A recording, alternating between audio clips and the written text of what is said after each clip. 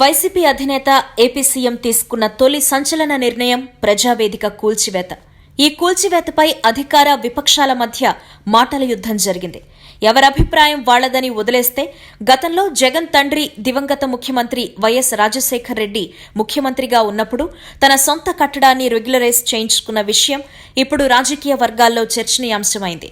Banjara Hills road number 2లో రాజశేఖర్ రెడ్డికి ఒక సొంత భవనం ఉండేది. ఆ కట్టడం నిబంధనలు అతిక్రమిస్తూ ఉండడంతో ఆ కట్టడాన్ని కూల్చివేసే అధికారం ప్రభుత్వానికి ఉంది. అయితే రాజశేఖర్ రెడ్డి ఆ భవనం విషయంలో కోర్టులకు వెళ్లి భవనం కూల్చివేయకుండా చూసుకున్నారు. ఈలోగా 2004లో వైఎస్ రాజశేఖర్ రెడ్డి గెలిచి ప్రభుత్వాన్ని ఏర్పాటు చేశారు.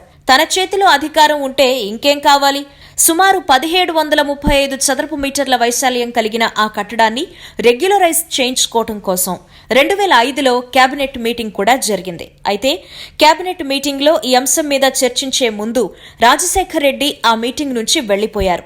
అప్పటి సమాచార శాఖ మంత్రి అయిన షబ్బీర్ అలీ కేబినెట్ మీటింగ్ అనంతరం మీడియాతో మాట్లాడుతూ రాజశేఖర్ రెడ్డి స్థలాన్ని, ఆ స్థలంలో కట్టుకున్న కట్టడాన్ని క్రమబద్దీకరణ చేయడానికి కేబినెట్ నిర్ణయం తీసుకుందని చెప్పుకొచ్చారు. గతంలో కొన్ని కోర్టుల తీర్పులు ఉటంకిస్తూ వాటన్నిటి ప్రకారం దీన్ని రెగ్యులరైజ్ చేయడం సమంజసమే అంటూ సమర్థించుకున్నారు. అప్పట్లో చదరపు మీటర్కు 1000 రూపాయల చొప్పున రాజశేఖర్ రెడ్డి డబ్బు కూడా కట్టారు. ఏదేమైనా మొత్తానికి రాజశేఖర్ రెడ్డికి చెందిన సొంత భవనం రెగ్యులరైజ్ అయింది.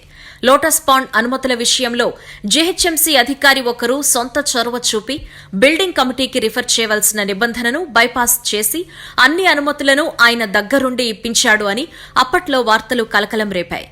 అంటే తండ్రి కొడుకుల సొంత భవనాలకు ఒక రూల్, ప్రజల డబ్బుతో కట్టిన ప్రజావేదికకి ఇంకొక రూలా అని ప్రశ్నిస్తున్నారంతా.